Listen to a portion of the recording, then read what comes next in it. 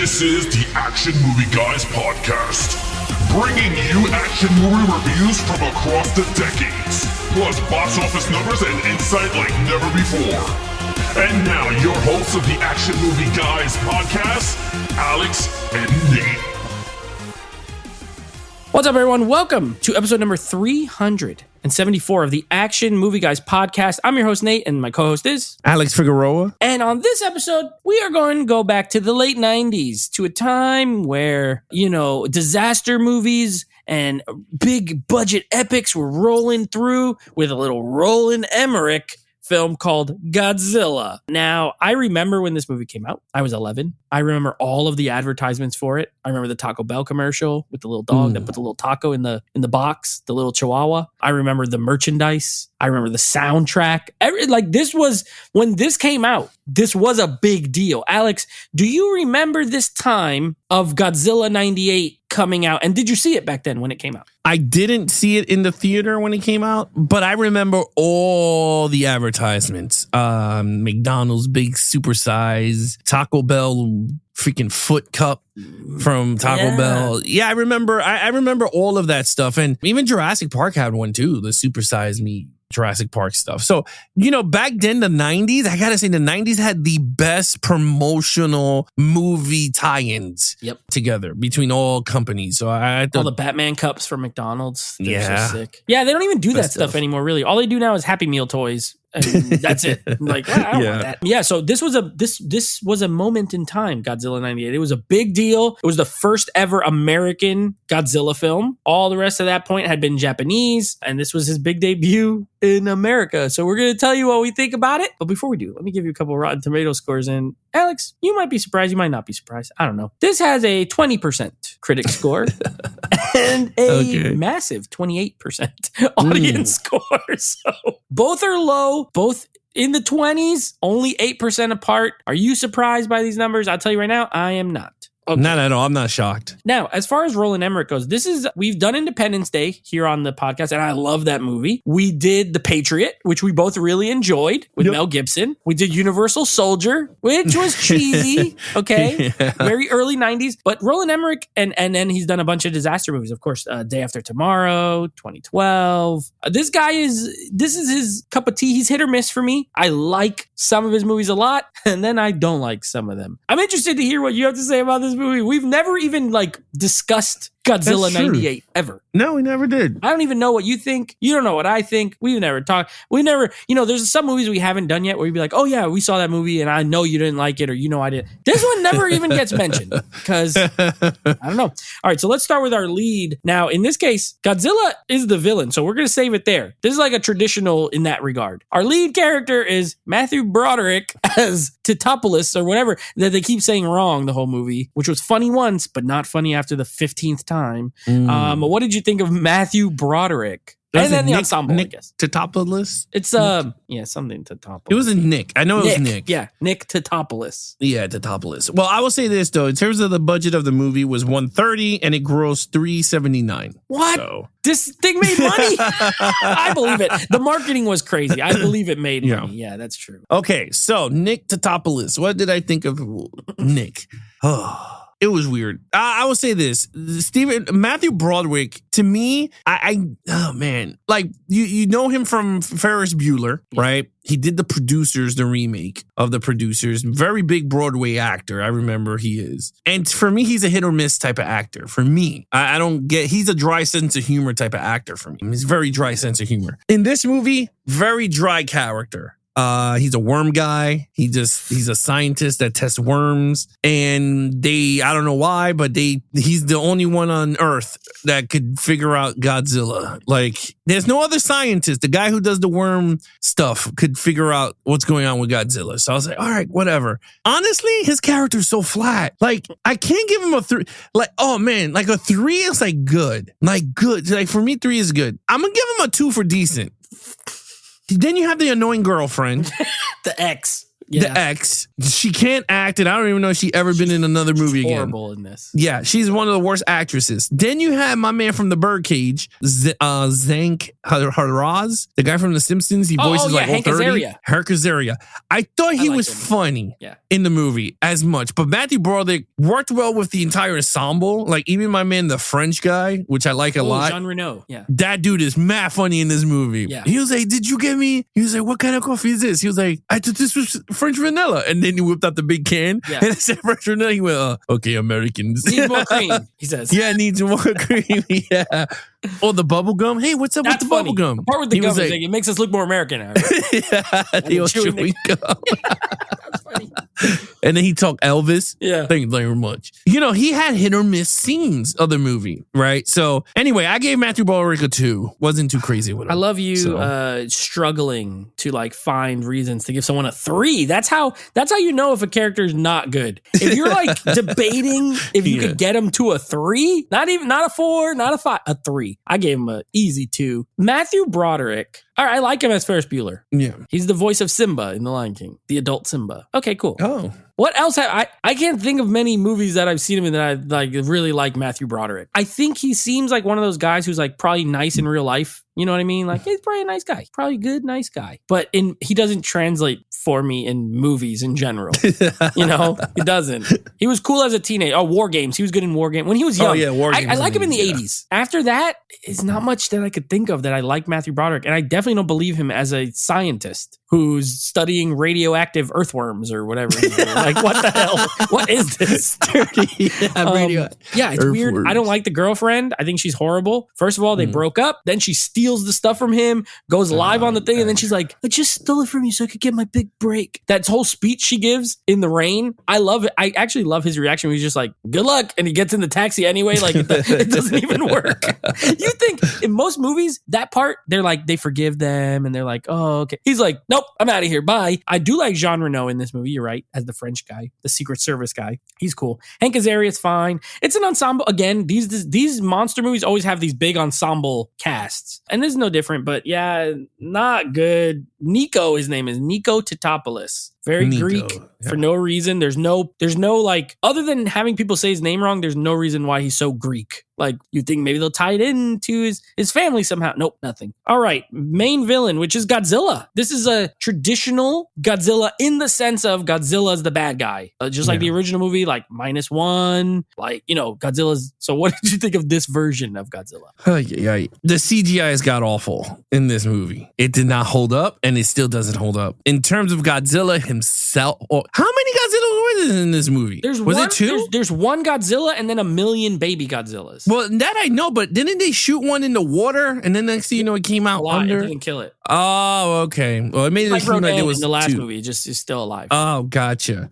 All right. Well, okay. The baby stuff was corny. I'm going to be honest with you. It was just mad corny. I did like the scene in the Madison Square Garden. I thought it was pretty cool, but it was just corny. The big Godzilla, it was okay, man. It was okay. I wasn't too crazy with it. And it felt very 90s filmmaking with this. Very blockbuster, over the top, you know, effects and Emmerich. I could see why he helmed this movie because 100%. Of his track record and the 90s and everything. So I could see it, but it's going to hurt me to say, but this is not the project for him. I would have been sitting there in the CEO chair going, I don't think this would work. Let's try something different. Yeah. The minute he would have showed me at least designs of the fucking thing, I would have been like, yeah, this is not going to work. But it is what it is. I'm going to give Godzilla a 2. Yikes. Yeah, I gave him a 2. Okay. I agree with you in that Roland Emmerich was the choice. I mean, coming off of Independence Day, you're like, look, we need there's going to be a big budget. Independence Day is a great movie for a disaster film, which is the genre really that it is. Sci-fi. Love that movie. Definitely some cheesy parts, but great. This is like another version of it. This Godzilla got to be the ugliest by far. This is the worst looking Godzilla that's ever been on screen. Even the guys in the suits look way better than this. It has a big head. Like, Godzilla, to me, when I think of Godzilla, I think of like big body and then like a smaller head. This thing's head is freaking humongous. It looks weird. Then it looks like a lizard more than like a dinosaur.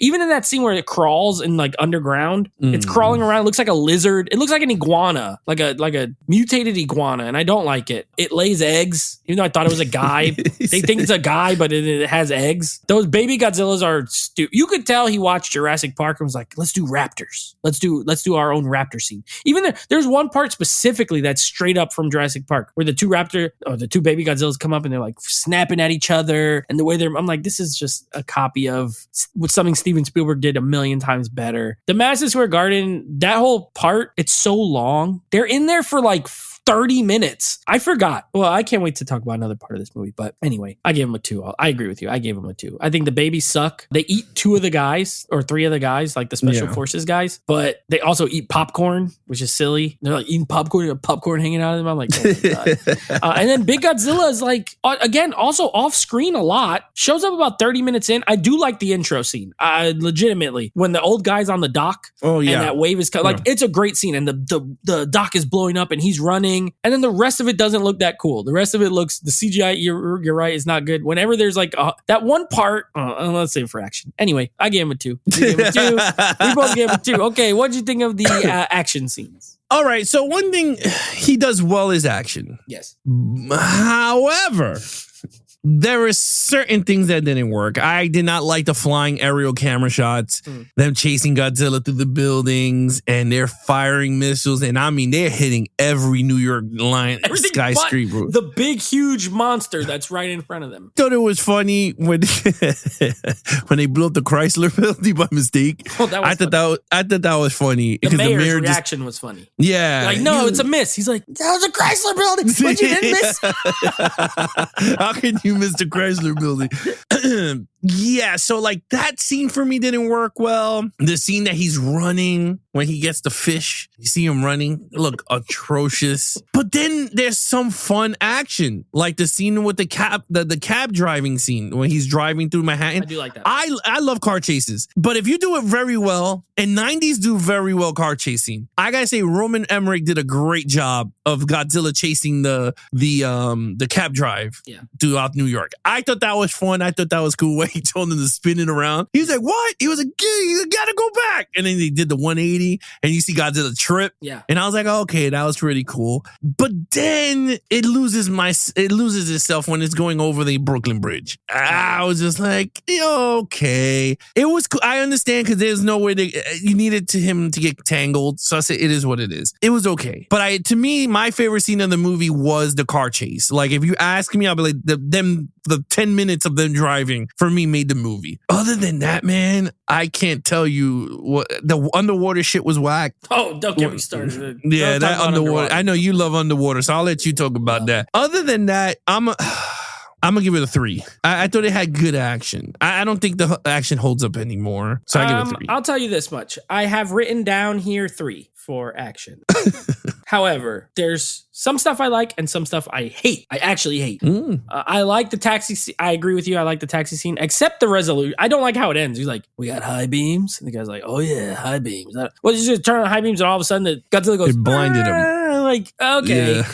Anyway, I still like the rest of the scene though. I think it's good. Even when they're in the tunnel and he's like putting his little hand in there trying to like claw at them. I like it. Yeah.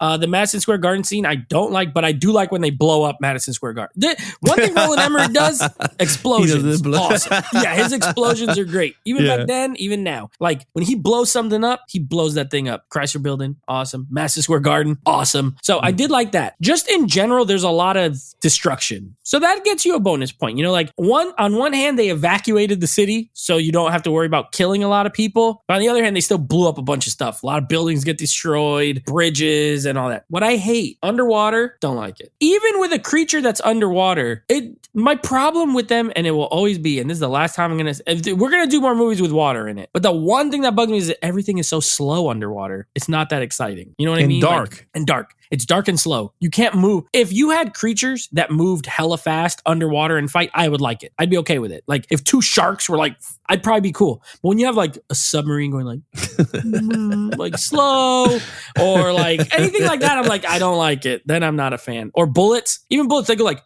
they start going slower because that's just stupid. So I don't like that. And then the second thing is the helicopters. This is the part that I hate, that I was gonna almost set in villain. There's a part where they're trying to lure him out, right? We gotta lure him out. They lure him out, and then there's a part where it's one scene, and I wish I recorded it on my phone, but he comes running down this like street, I guess, in between the buildings, and like 40 helicopters just come, 40 CGI helicopters. It looks like a video game. It looks so stupid. It's unsafe to even fly that many helicopters near each other. They're all just like coming down. Then they're shooting rockets. The ones in the back are shooting rockets, but they're not hitting the other helicopters. But they're also not hitting Godzilla. They're literally just hitting buildings left and right. So it's a mixed bag. So that's why I gave it a 3. But at least they blow a lot of crap up. I gotta give my boy Roland some credit. Destruction maestro. He's destroying stuff. Oh, that I agree. He is a great. Every movie he does, stuff's getting destroyed, and I like that. Okay, here we go. Meat and potatoes time. What'd you give the storyline? Oh my God. Not even. This gets a strong 2 for decent. This storyline stinks. This storyline stinks. Yeah. First of all, the French just made Godzilla. Okay. Yeah, he's not even Japanese. It's not even Japanese. It's the French Godzilla. It's a French Godzilla. Okay, the French are going in to investigate because they're the ones who did a nuclear test on a iguana and it turned into Godzilla. You can't make it up. No. Then they hire Nico Tatopoulos, a worm expert, to figure out what is this species that's in New York bound or whatever. And honestly, and then it's, they had some cool moments, right? With the fishing boats, right? The 3 fishing boats, and they dragged it on the water. Yeah. Thought that was really cool. Very Jaws when he throws the 3 little canisters and he sucks it in, and then the orca almost went into. Very Jaws. He did it with the 3 boats. And I was like, wow, that's actually pretty interesting. Sucked up the 3 things. But then there's some stuff that I just didn't work. The storyline, the girlfriend storyline is so god awful. Very god awful. Then the news anchor guy kicking it to her saying, hey, why don't you come to my house or some shit like that. Horrible storyline. Steals her story. Very douchey. But then at the same time, it's like, then you have the French main guy. I liked him the best. He was the best character. I think the movie should have been around his character trying to save the French from getting screwed because they did all the nuclear warhead stuff. But yeah, honestly, man. And even like the Americans, I thought was pretty cool. I like the army guy. I thought he was really good. The main army head guy that told him to blow up everything. That was cool. But yeah, at the end of everything, man, this storyline is so shit. It just crap. So I give it a 2. Yeah, so they totally changed Godzilla's origins. No longer anything to do with Japan. Now he's French. He's French. He also doesn't come from the Pacific. Now he comes from the Atlantic Ocean. So everything opposite.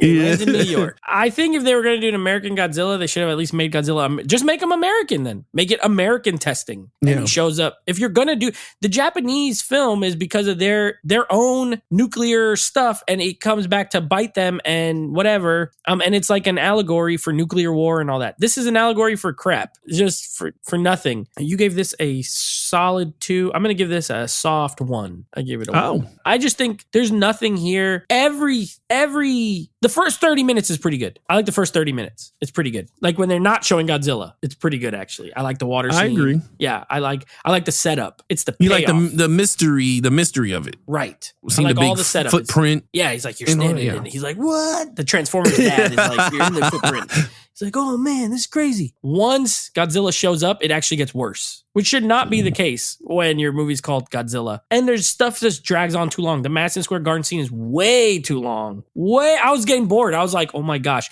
if they don't get out of this, you spend, I think the baby Godzillas have more screen time than Godzilla in this movie. I'd almost bet $5 that they do, which is a horrible idea. So I don't know. I think it's pretty bad. I hated it. And I liked this when I was 11, when I saw it. I saw this at the theater and I liked it, but I was 11. What did I know? I don't like it now. All right. What's your overall? Okay, so I'm going to be nice. I'm going to be nice here. Roman Emmerich does hit or miss popcorn flicks. See, this guy's a popcorn maker, okay? 100%. He's a popcorn machine. He makes popcorn flicks. Yeah, that's what he does. I enjoyed tons of his movies, even the crap ones. I'd be like, you know what? It falls under my watchable, pleasable crap. And this one, is not so different. Okay. This is getting a 2. Okay. But it's not watchable crap. Yes. It's a popcorn kernel that didn't pop for me. It's one of those like half popped ones that's like a little bit came out. Yes. Semi good stuff, and it's just hard to watch in the bottom. The shell that did not break. Yeah, that's what it is. It's a kernel that did not pop fully for me. Whereas the day after tomorrow, loved it. I like that movie. Oh, that's one of my favorite. Another one that needs a 4K. Hope it does. One of my favorite ones is that one. 2012, I'm okay with. I love Independence Day. And I like the that Patriot one that we first time watched. I like that. Yep. Yeah. I never seen White House Down. I know he did that one. That one's kind of good. I did not like Moonfall though. I was not a fan of Moonfall. I think you liked it more than me. Yeah, I thought it was okay for what it was, but I did like the destruction. I was like, that was really good. Yeah, White House Down. It's on our list. We're doing a movie. Don't worry. In our future, we have a month of movies set in Washington D.C., and I think that one's on there. And that's the one with the Olympic Have Fallen, right? We're doing the those two, the Has Fallen movies. Yeah, Has Fallen movies. Yeah. So anyway, other than that, I gave it a 2. Okay. Yes, I have this movie on 4K, and it has now been added to the getting rid of pile because I will never watch this again. Now that I have rewatched it for the first, this was not my second time watching it. I saw this at the theater, and I saw it again maybe like, I don't know, 10 or 15 years ago, and I still thought it was okay. That's why I bought it when I got it. I also got the Steelbook, a 4K Steelbook for like $10. So I was like, oh, $10. I like Godzilla. And then now watching it, I was like, I don't like Godzilla. It doesn't hold up. It's also 2 hours and 20 minutes. That's one thing about his movies, man. They are long. Even Independence Day's 2 hours and 20 minutes plus. This one's 2 hours and 20 minutes. Like, there's just no reason for it. I gave it a 1. I don't like it. I don't like the characters. I don't like Godzilla. I see your perspective. And a lot of his movies are that for me too. So Roland Emmerich he's that director. He is like, you either jive with what he's putting out in the sense of watchable crap, or you just won't like it. This one for me, don't like it. We'll be getting rid of it. Not a fan. I do have it digitally. So if for any reason I ever need to watch it in the future, I have the digital, but I don't need the disc anymore, taking up space on my shelf. I'm embarrassed. I don't want people to see it there. I want to get it out of here. So Godzilla 98, also hilarious at the end, the P. Diddy song that comes on the credits, the one with Jimmy Page from Led Zeppelin. He's like, yeah. You hear my calls. You hear my prayers. Hear my call. I'll freaking bite you. There's a part about biting you or something like that. It also plays in the movie. There's a part. I don't know if they're like on a train or there's somewhere, elevator or something, and it's playing in the background. It's hilarious. Anyway, 1 for me, 2 for you. Well, watchable crap for you, a regular crap for me. What did you give this total? 11. Okay, definitely a watchable crap. 11. I gave it a 9. So, well, that's very watchable. Crap. Under 10. Under 10. Pretty rare for me lately. I feel like, I try sometimes I try to pick bad movies just to see. But in general, I've been, I feel like we've been hitting some nice movies, but this was not one of them for me. And it was too long. Imagine I watched this and King of the Monsters back to back. So that was like 5 hours of Godzilla nonsense. Anyway, speaking of 5 hours of Godzilla nonsense, next week, we're doing a special because we have 5 weeks this month. We're doubling up. We're just going to knock out this Monsterverse right away because next week, first episode will be Godzilla versus Kong. And then the second one we're going to do is Godzilla X Kong, the New Empire. So we're going to back-to-back them.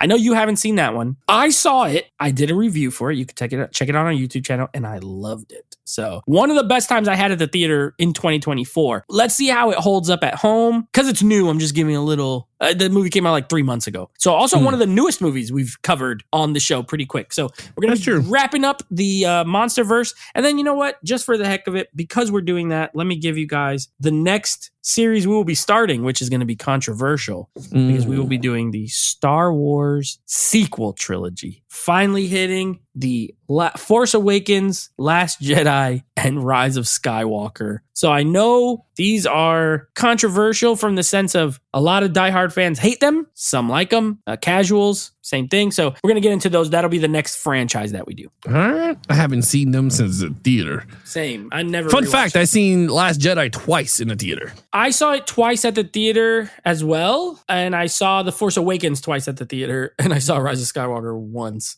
That was it. Yeah, that's the only Star Wars movie I've seen twice in the theater. I also saw Last Jedi twice only because the second time I went with a girl. Otherwise, I would not have seen it twice. I was like, no. You had it. Oh my God. All right, guys. You guys want to follow us in our social media accounts? Please follow Nate over on Instagram at Netflix Reviews. Check out the podcast with him and his friends called Netflix Movie Reviews. Anything AMG Podcast. Follow us on YouTube at Action Movie Guys. We have our entire catalog there for you guys to listen to. And of course, you guys could take us on the go with YouTube Music, Apple Podcasts, Spotify, TuneIn Radio, iHeartRadio, anywhere you listen to your podcasts on. With that said, he is your host, Nate from Netflix Reviews. I'm his co-host, Alice Figueroa. Be awesome to each other and geek out.